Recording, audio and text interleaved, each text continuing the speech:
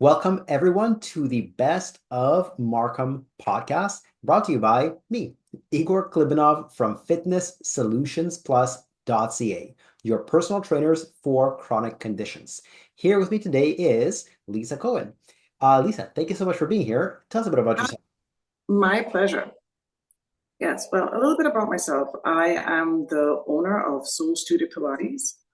It's a reformer-based Pilates studio in the Cornell area in Markham, of course. That's by Ninth Line and 16th Avenue. Mhm. And we do Pilates for rehab, posture, and fitness. Awesome. And you have a very interesting journey of how you got to be where you are today. So, how did you get into Pilates instruction? Well, I started practicing Pilates, well, more specifically mat Pilates, many years ago when I was in university. And then shortly after that, after leaving, I wanted to challenge myself a little bit more. So I entered the realm of reformer Pilates. After that, it was something I did all the time. It was a hobby, but it was something I was always passionate about. And I used to practice law. So even in my downtime, whenever I had time, that's how I'd spend it, right? Practicing Pilates. Eventually, I decided to switch careers and to be a full-time Pilates instructor and owner of the studio. Mhm. It's an interesting journey because oftentimes they're very afraid to take those big steps. They're passionate about maybe their hobby, something they've done for a long time, but they just don't feel comfortable taking that risk, making that step. But I will say that yes, it was scary at times, but when you have a passion for something, especially when you see how the work that you're doing is impacting people positively, it's more than enough motivation to go for it and to make it work. That's awesome. And so you took two big chances. One, you switched from a career in law to a career in Pilates. And not only Pilates, not you weren't just an instructor in a studio, you opened your own business. So Right. let's dive into that a little bit. What made you wanna switch from law to Pilates instruction? Well, primarily because for me, it was the part of the journey is just being able to feel fulfilled and to feel like you're contributing, right? And that's what kind of led me to find something what I'm passionate about, and I feel like I could positively impact people's lives. So I decided to, yes, take the chance, become certified. And in terms of owning the studio, an opportunity presented itself where she was thinking about selling her studio, stepping away from it. And it was just almost being in the right place at the right time, right? So I really think that it just everything aligned and it was meant to be.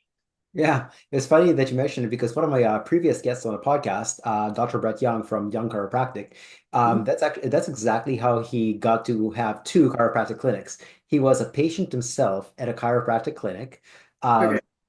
at the time he was graduating from chiropractic college, his own chiropractor was retiring and said, "Listen, I'm selling this place. Do you want it?" And Brett said, "Yeah, I'll take it." Yeah. So right place, right time. Oh.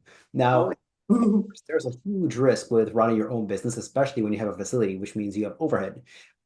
What appealed to you about entrepreneurship? Well, I will say this. I've never truly thought of being an entrepreneur. I didn't say, okay, this is what some people know. Some people have always wanted to have my own business. They want to do it. They know what they want. From the onset, these things just kind of slowly just came into my realm, and I just simply took the opportunity and went for it. Mind you, there are ebbs and flows of business. There are the ups and downs and everything in between. It's important at the times when you are at your low or feeling a little bit challenged that you don't forget to keep in mind that vision, why you're doing it, why you made all the sacrifices, why you took that leap of faith. Yeah. And so your big why seems to be that you get a lot of gratitude out of or you feel good about helping people, which brings I me to do. the next question of what do you like most about your work? Well, I mean, for me, it really is a community. I have a group of clients here that come regularly. They get to know each other.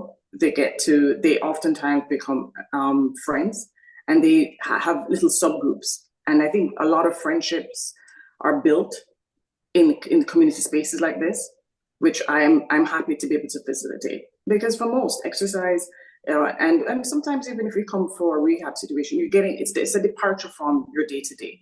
Yeah. It's a place where you're going to go to probably heal, to feel better, to build relationships. And I'm just happy I'm able to provide a place like that That's for all my.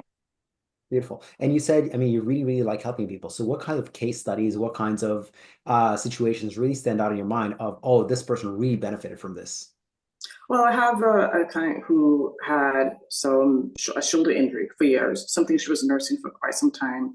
She was a client.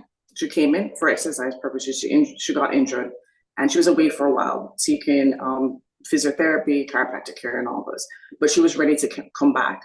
So I was able to modify, because in Pilates there's a lot of variations. So I was able to modify the exercises so that she would get the benefit of exercise too, but bearing in mind these injuries. And we tried to work with what her current state, and we worked through. And that's one of my proudest cases, because we really came. She could barely do certain extensions of her arms, especially overhead, and she comes every single week religiously. So I really think commitment to the practice is very important as well. Yeah. Commitment to getting better is key.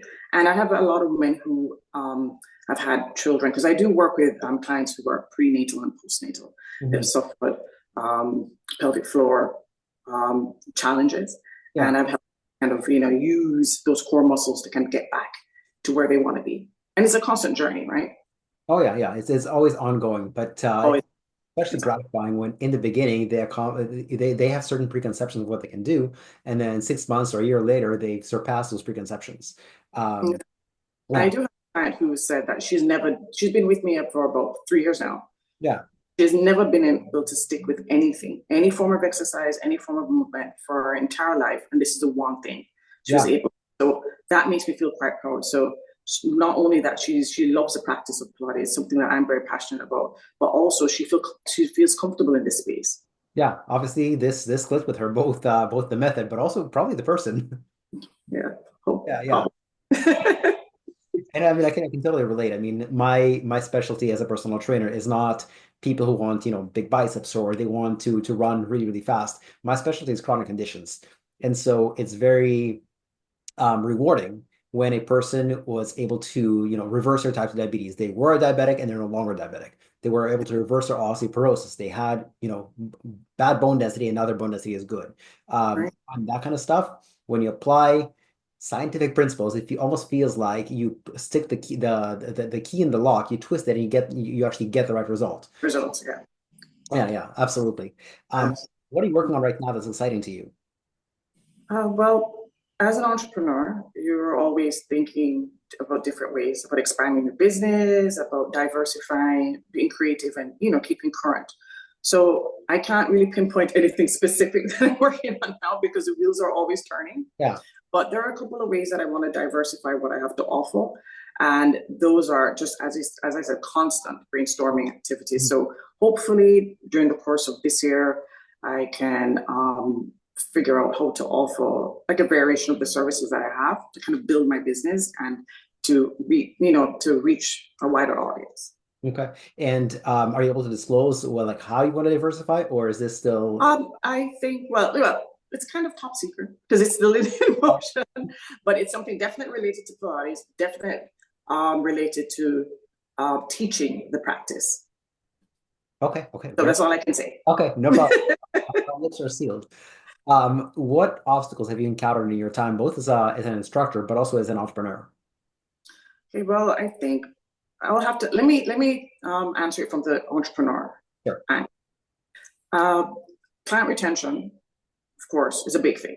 Mm-hmm. And of course, in your line of work, it is also, right? You want to always have that steady flow and that consistent flow coming through your doors. I started the studio in 2018. And so I had about a year and a good year of building. Things were getting, and then COVID happened. And then everything changed, right? There were times when you could open, you had to close. You had to open, you had to close. So it was really, it was uncertain times. Yes. So that put a real big kind of a blow to, my 5-year plan. Yeah. If you want to put it that way. And so coming out of COVID, maybe in 2020, said, okay, let's give this a good run. Let's really see how we can keep the clients here, see what can happen, and give it a good shot. So I think for me, it's really just being consistent.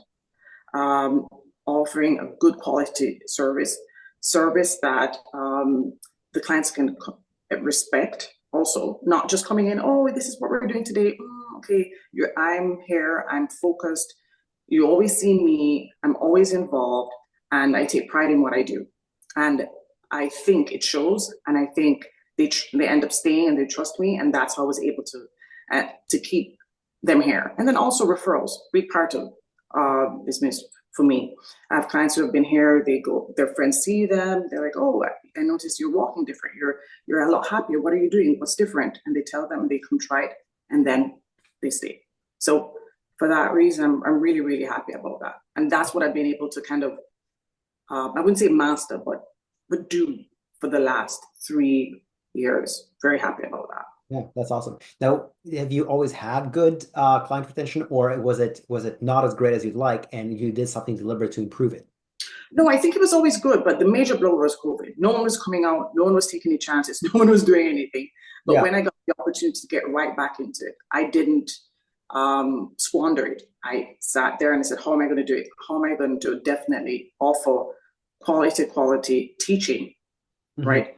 A safe community for my clients to stay. That's And awesome. And in terms of marketing, what do you do to attract new clients? Is it a very visible location? Is it obviously referrals? yeah, Anything else that you're doing for marketing to get new clients? more so it's referral.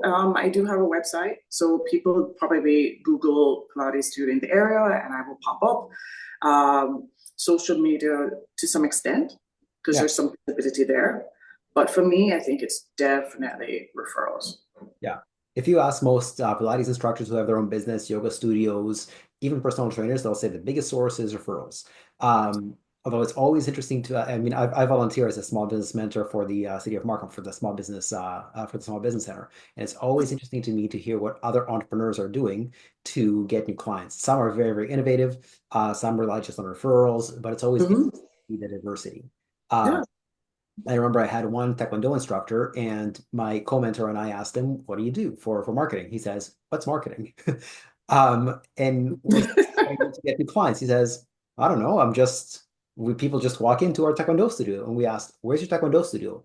He says, "On the same plaza as Longo's." So that Oh, location was his marketing strategy. It exactly. was like brain dead simple. But others have more sophisticated marketing. For example, in my own case, um, I don't necessarily want to have just, referrals are fantastic. Unfortunately, I can't control them. They're not predictable. So I want more predictability in my business. So Mm-hmm. that I have to develop other marketing strategies. So in my case, what works for my business is public speaking, email marketing, writing books, and believe it or not, door-to-door sales. Um, yeah, those things work predictably because again, you want predictability in your business, so you know how much revenue you're going Mm-hmm. to make next month, but also how many expenses you're going to incur next month. Uh, Exactly. yeah, totally. Now, outside of Pilates, what do you do in your free time? Truthfully, I don't have much free time because if I'm not here working, I'm trying to balance work, home life. But I did promise myself this year that I was going to be getting back to something that I really love to do. I love dance, I love movement. It's something I've done all my life. And so I think I'm going to take the chance and finally start ballroom dance lessons. Oh, beautiful. My wife did ballroom dancing about a year ago, and she loved it, especially Viennese waltz. Ooh, okay. Well, I love the salsa and bachata, but I really want to learn the tango. Okay, Argentine very, tango. very popular, very popular. I mean, I don't remember who it was that said, was it either Lucas Chang or Chris Galucci, the CEO of the Markham Board of Trade. One of them said Mhm. that they spoke to an entrepreneur who said, "I don't have a 9 to 5. I have a when I open my eyes to when I close my eyes." So I mean, I can I've totally. said it better myself. Really and truly, there's no, and even if you are home, you're always thinking about what do I need to do next? What needs to be done? Yeah, But balance is important and balance is hard to strike. yeah, It's something you have to work on doing. yeah. Especially as Because a business owner, yes. and especially when you like what you're doing. Uh, like to me, I don't really distinguish work from entertainment. Work is entertainment. Like to me, this is fun for me. Uh, like I work 75 to 85 hours per week, but because this is what I enjoy. And maybe 15 to 20 hours of those 80 hours a week are training clients. But the other side of things is marketing, handling staff, um, stuff Okay. like that, and actually learning about fitness and nutrition to a greater extent. But when you love what you do, you want to do more of it. Yeah. So that's why, Doesn't feel like work. yeah, exactly. This is fun Yeah. for me. Yeah. Um, Now, since this is after all a best of Markham podcast, what's your favorite business in Markham besides your own? I I really enjoy the vibe and the ambience of Main Street Unionville. Oh yeah. So there are a couple of places that I really love. I really love Watercolor. They're not so much a new restaurant anymore, but they're probably about a year old. And they have great Mediterranean food, very clean food. The ambiance is nice. The staff is great. So I really like there. And then a new little spot that opened up La Fontaine around Two Good Pond. So Yeah. if you want to pick up a nice cappuccino or like a sweet treat, that's a really great place also. I do So want those are the two that really stand out. to. So what Pardon? are watercolors and La Fontaine? Watercolor and La Fontaine. Okay, and those are both on Main Street, Unionville? Well, Watercolor is on Main Street, Unionville, and La Fontaine is around Two Good Pond. So Uh, really, Main Street, Unionville, but around the pond. okay. My work, my gym is not too far from there, so I gotta hit up those places. Yeah, definitely check it out. Good to know. And lastly, how can our viewers or listeners get in touch with you? Well, the best way to get in touch with me is to send an email. I'm good with email. It's info@solstudiopilates.com. You can also send me a message on Instagram. The handle is at Sol Studio Pilates, and can also just pop by. Yeah. I'm located at 2921 Berwick Avenue, which is in the corner of Cornell Park Avenue and Berwick Avenue in Cornell. And that's it. Now, by the way, to people watching or listening, Sol is spelled S-O-L, not S-O-U-L. Yeah, And it will be in the notes associated with this episode. yeah. Lisa, thank you so much. I really appreciate this interview. Thank you. Thank you so much, Igor. My pleasure.